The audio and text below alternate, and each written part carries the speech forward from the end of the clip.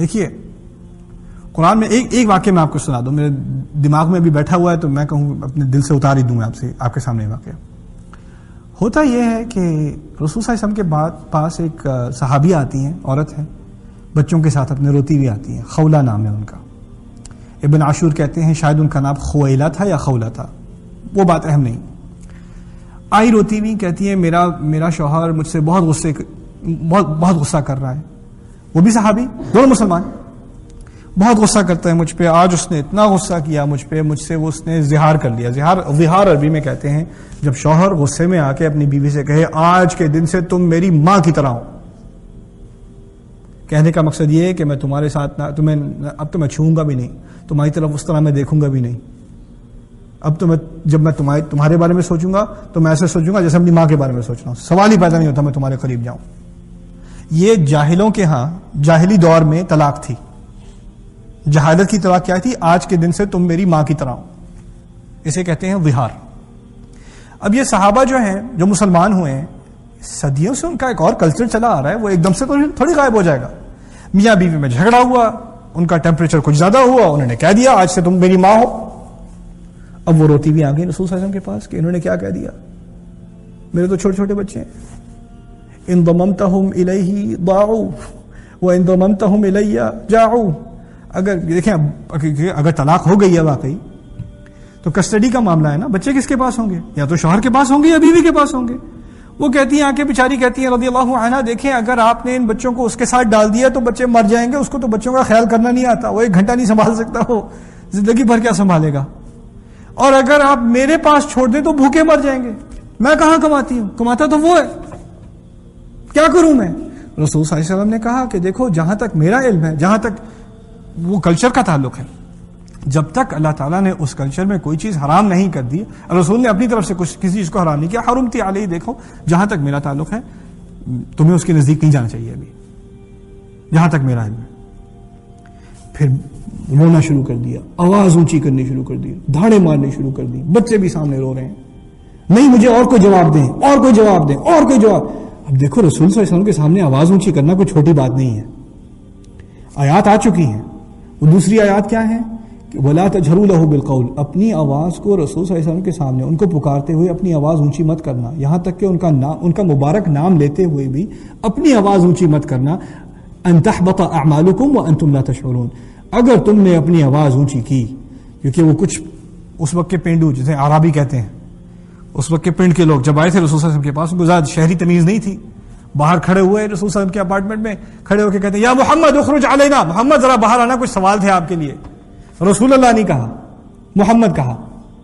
ان کی اپنی بیوی ان کو رسول اللہ کہتی ہے، ان کا سب سے قریبی دوست ان کو دوست نہیں کہتا، رسول اللہ کہتا ہے صلی اللہ علیہ وسلم۔ ان کے چچا ان کو بھتیجا نہیں کہتے، رسول اللہ کہتے ہیں۔ اور یہ باہر سے آئے ہیں جناب کہہ رہے ہیں محمد ذرا باہر آنا، بات کرنی ہے صلی اللہ علیہ وسلم۔ اللہ تعالیٰ کی طرف سے آیات آ گئی، ایسے اگر آواز دی تو تمہارے سارے کام، سارے اچھے اعمال سب ضائع کر دیے جائیں گے، تمہیں پتہ بھی نہیں چلے گا۔ اس نے کوئی گالی تو نہیں دی، اس نے کوئی بدتمیز بات تو نہیں کی، اس نے تو اتنا خوبصورت نام استعمال کیا ہے، کیا نام ہے؟ محمد۔ ہم تو بڑے بڑے پوسٹر بناتے ہیں یا محمد، اور اس روایت میں ہے یا محمد اخرج علینا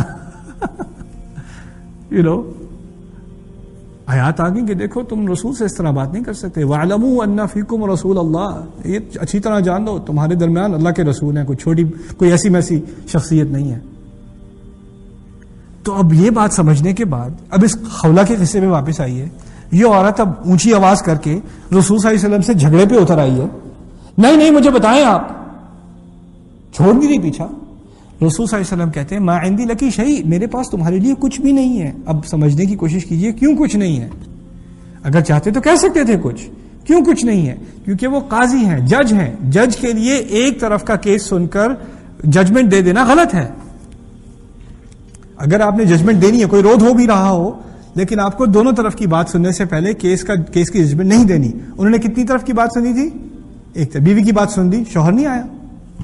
جب تک شوہر کی بات نہ سنی کیسے کہہ سکتے ہیں کچھ؟ وہ خاموش رہے، کچھ نہیں کہا، اور وہ رو رہی ہے اور وہ اونچی آواز کر رہی ہے۔ اب میرے نزدیک آیات آنی چاہیے جو اس عورت کو کچھ تمیز سکھائیں، پتہ چلے اسے کس سے بات ہو رہی ہے۔ اب دیکھیے میں آگے بات کرنے سے پہلے آپ کو سمجھا دوں. کبھی کبھار گھر میں بیوی غصے میں آ کے اونچی آواز میں بات کرتی ہے اور پھر آپ کو فوراً اپنی انا آتی ہے, تم ہو رہی ہے مجھول, کیا سمجھا ہوا تم نے, اوقات سمجھو اپنی. یہ عورت کسی بھی مرد سے بات نہیں کر رہی, یہ رسول اللہ سے بات کر رہی ہے صلی اللہ علیہ وسلم, اور اس انداز میں جسے عربی میں کہا جاتا ہے مجادلہ, جدال, جھگڑ کر بات کرنا, جھگڑا کرنا. قد سمع اللہ قول التي تجادلك في زوجها وتشتكي الى الله والله يسمع تحاوركما ان اللہ سمیع بصیر. اللہ تعالیٰ نے اس عورت کی آواز جو آپ کی طرف آ کر آپ سے جھگڑا کر رہی ہے اس کی آواز سن لی, اور اللہ آپ دونوں کا مکالمہ جو ہو رہا ہے, محاورہ مکالمہ جو ہو رہا ہے, اس کو غور سے سن رہا ہے. اللہ تعالیٰ نے جان بوجھ کر آیات نازل نہیں کی. اللہ تعالیٰ چاہتے تو اس عورت کے آنے سے پہلے ہی آیات نازل ہو جاتی کہ کیا کرنا چاہیے.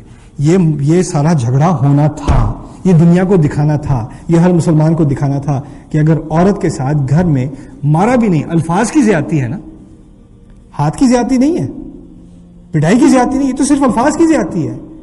اس کے بارے میں بھی اگر عورت آ کر رسول کے سامنے آواز اونچی کرے تو اللہ تعالیٰ اس عورت کی سائڈ لے گا.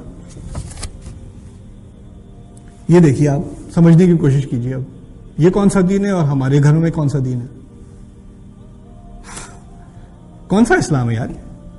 یہ قرآن والا اسلام تو نہیں ہے آپ کا, کہیں اور سے آپ اسلام لے کر آئے ہیں جس میں آپ کے دماغ میں جو بات سیٹل ہوئی ہے کہ دیکھو مرد کا یہ مقام ہے اور اس کی یہ عزت ہونی چاہیے اور وہ یہ کر سکتا ہے, یہ کر سکتا ہے, یہ کر سکتا ہے. ٹھیک ہے, جب آیات اللہ تعالیٰ کی آ گئیں تو اس سے اونچی کیا بات ہوگی. وَكَلِمَةُ اللَّهِ هِيَ الْعُلْيَا, کہتے کیوں ہو کہ اللہ تعالیٰ کا کلام سب سے اونچا ہے, یہ کہتے کیوں. اس کا اگر تمہارے گھر میں کوئی اثر نہیں ہے تو چھوڑو بات, پھر اپنے گھر کی خیرکم لأہلی, تم سے بہترین وہ لوگ ہیں جو اپنے گھر میں سب سے بہترین. اور دیکھیے آپ اندازہ کیجئے, یہ چھوٹی سی بات کسی نے بدتمیزی میں غصے میں آ کے الٹی سیدھی بات کر دی اپنی بیوی سے, چلو اللہ تعالیٰ نے اچھا اس کو نہیں کہنا چاہیے تھا, ہو سکتا ہے آیا تھا اس نے غلط کہا, اس کو استغفار کرنی چاہیے. الذين يظاهرون من نسائهم ما هن امهاتهم ان امهاتهم الا اللائي ولدناهم وانهم ليقولون منكرا من القول وزورا وان الله لعفو غفور. دیکھو جن لوگوں نے اپنی عورتوں کے ساتھ زہار کیا ہے, یہ ان کی مائیں نہیں بن گئیں, یہ مائیں نہیں بن گئی ان کی بکواس کی وجہ سے. ان کی مائیں صرف وہ ہیں جنہوں نے ان کو پیدائش دی ہے, اور یہ اپنے منہ سے منکرا من القول, انسنی بات, غلط گھٹیا بات کر رہے ہیں, وزورا, اور بہت گھٹیا قسم کا جھوٹ بول رہے ہیں. وَإِنَّ اللَّهَ لَعَفُوٌ غَفُورٌ. اب انسان ڈر جائے, وہ بھی مسلمان ہے. یہ کیا بات, اللہ تعالیٰ نے کتنی بھاری آیات میری وجہ سے نازل کر دی. پھر اللہ تعالیٰ نے آخر میں اس کو کچھ امید بھی دے دی, کہہ دیا ان اللہ لعفو غفور. نہیں, واقعی اللہ تعالیٰ بہت زیادہ معاف کرنے والا, محبت سے معاف کرنے والا بھی ہے. تو مر جو ہے چلو تھوڑی تسلی ہو گئی, اچھا اتنا برا مسئلہ نہیں ہے, اللہ تعالیٰ معاف کرنے والا ہے. اچھا ابھی بتاتے ہیں کیسے معاف کرنے والا ہے. والذین یظاہرون من نسائہم ثم یعودون لما قالوا. پھر جنہوں نے اس قسم کی بات اپنی بیوی سے کی ہے, الٹی سیدھی بات اس طرح کی, تو میری ماں کی طرح ہوں, ایسی بات اپنی بیوی سے کی ہے, اور پھر وہ واپس لیتے ہیں, نہیں سوری میں نے ایسی بات کر دی تھی, میں ایسی بس جذبات میں آ گیا تھا, تمہیں تو پتا ہے مجھے غصہ ہوتا ہے تو مجھے پتہ نہیں چلتا میں کیا کہہ رہا ہوں, میں نے واقعی یہ کہا تھا, میں نے نہیں کہا ہوگا, واقعی نہیں میں ایسا, واقعی اچھا نہیں, پھر تو بس دیکھو ہوتا ہے کبھی کبھی نا, تمہیں تو پتا ہے. اللہ تعالیٰ معاف کر رہے ہیں تو تم بھی معاف کر دو. دیکھو اللہ تعالیٰ کیسے معاف کرتے ہیں. اب جا کے تم کسی غلام کو فری کرو, آزادی دو غلام کو, فتحریر رقبۃ, جا کے غلام ڈھونڈو اور اس کی گردن چھڑواؤ. اسے کہتے ہیں کفارہ. اور کسی غلام کی گردن چھڑوانا چھوٹا کفارہ نہیں ہے, بہت بڑا کفارہ ہے. جب دین میں کوئی بہت بڑا گناہ ہو جائے نا, اس کا کفارہ ہوتا ہے کیا, غلام کی گردن چھڑوانا, غلام کو آزاد کرنا, اس سے پہلے کہ وہ ایک دوسرے کو چھو سکیں. وَذَلِكُمْ تُوعَظُونَ بِهِ, یہ تمہیں نصیحت کی جا رہی ہے. اچھا نہیں کر سکتے, غلام نہیں مل رہا تمہیں, پھر ایسا کرو, فَمَن لَّمْ يَجِدْ فَصِيَامُ شَهْرَيْنِ مُتَتَابِعَيْنِ مِن قَبْلِ أَن يَتَمَاسَّا. پھر ایسا کرو کہ 2 مہینے لگاتار بغیر کسی بریک کے درمیان میں روزے رکھو, 60 دن روزے رکھو. اب مجھے یہ سمجھ نہیں آتی کہ قرآن میں اگر آپ نے کوئی قسم کھائی ہے, کوئی غلط بات کی اور آپ نے قسم توڑنی ہے. قسم توڑنے کا کفارہ پتہ ہے آپ کو کیا ہے؟ 10 لوگوں کو کھانا کھلانا. کفارتہ اطعام 10 مساکین، 10 لوگوں کو کھانا کھلانا. یہاں کہاں کتنے روزے رکھو؟ 60 روزے رکھو. اگر اچھا نہیں رکھ سکتے تو پھر ایسا کرو 60 مسکینوں کو کھانا کھلاؤ، 10 کو نہیں 60 کو. دوسری جگہ قرآن میں کیا ہے؟ اگر کوئی غلط بات کر دی ہے، کوئی اپنی طرف سے وعدہ کر دیا غلط قسم کا بھی، اس کو توڑنا ہو، اس کفارے کو توڑنا ہو، اس کا کفارہ دینا ہو، تو کتنوں کو کھلاؤ؟ 10 کو. تو یہاں 60 کیوں؟ آپ اندازہ کیجئے 60 جب رسول صلی اللہ علیہ وسلم نے قیاس کیا، رسول صلی اللہ علیہ وسلم ان دونوں آیات کو دیکھتے ہوئے، کیونکہ 2 آیات نازل ہوئی ہیں، ان کو سامنے رکھتے ہوئے جب رسول صلی اللہ علیہ وسلم سے پوچھا گیا کہ جب روزہ جان بوجھ کر توڑے انسان تو کتنوں کو کھلائے یا کتنے روزے رکھے؟ 60 روزے یا 60 لوگوں کو کھانا کھلائے. ایک روزہ رمضان کا جان بوجھ کر اگر توڑے تو، یعنی 2 چیزیں جو ایک دوسرے سے بہت ملتی جلتی ہیں کفارے کے اعتبار سے. وہ کون سی 2 چیزیں ہیں؟ آدمی الٹی سیدھی بات بیوی سے کرے یا آدمی جان بوجھ کر روزہ توڑے. لیکن میرے نزدیک روزہ توڑنا یا کسی کفارے کو توڑنا وہ زیادہ قریب ہیں ایک دوسرے کے. ان دونوں کا آپس میں کیا تعلق ہے؟ ان دونوں کی ایک حد کیوں ہے؟ مولانا اکرم ندوی فرماتے ہیں اس مسئلے میں کہ ان دونوں میں ایک چیز جو ہے اس میں مماثلت ہے. وہ کیا ہے؟ روزے میں تم نے کوئی چیز جو اللہ تعالیٰ نے حرام کی تھی وہ اپنے لیے کیا کر دی؟ حلال کر لی. ان آیات میں تمہارے لیے بیوی حلال ہے اور تم نے اس کو اپنے لیے حرام کر دیا.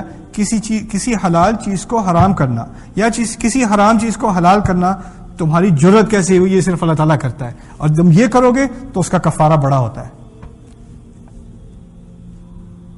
اب کچھ لوگوں کے نزدیک یہ چھوٹی سی بات ہے، دیکھو میاں بیوی میں ایسی باتیں ہو جاتی ہیں کبھی کبھار، کوئی بات نہیں. اگر ٹھیک ہے تمہارے نزدیک چھوٹی بات ہے تو اگلی آیات بھی سن لو. یہ صرف میں اسکن انت وزوجک الجنہ کی بات کر رہا ہوں، سکون کی بات کر رہا ہوں. سکون کی کیا حیثیت ہے ہمارے دین میں؟ شوہر کی ذمہ داری کیا ہے؟ اللہ تعالیٰ فرماتے ہیں یوم یبعثہم اللہ جمیعا، اسی سورۃ مجادلہ میں، یوم یبعثہم اللہ جمیعا فینبئہم بما عملوا احصاہ اللہ ونسوہ واللہ علی کل شیء شہید.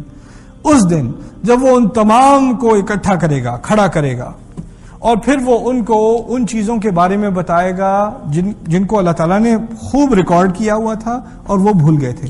انسان کب کوئی چیز بھولتا ہے؟ کوئی چھوٹی موٹی چیزوں تو بھول جاتا ہے. اللہ تعالیٰ کہتے ہیں میں نہیں بھولتا، میں تمام چیزوں کا گواہ ہوں. اللہ تعالیٰ آپ تمام چیزوں پر شاہد ہے. واللہ علی کل شیء شہید. اس آیت کی کیا مناسبت ہے؟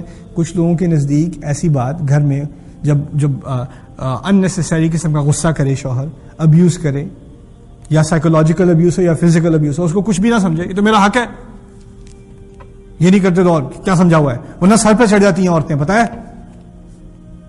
یہ نہ اس کی ویڈیو نہ دیکھا کرو، دیکھو سر پہ چڑھ جائیں گی یہ عورتیں. یہ دیکھ کے نا یہ میرے خلاف استعمال کرنا شروع کر دیں گی. دیکھو ذرا یہ کوٹ کرنا شروع کر دیں گی. کچھ لوگ تم بیٹھے ہوئے ہو یہاں پہ، اب بڑا افسوس کر رہے ہو کہ بیگم اوپر بیٹھی ہوئی ہیں، آج کیوں آ گئی؟ کسی اور دن بلانا تھا یار، یہ تو پھٹا ہوا گیا.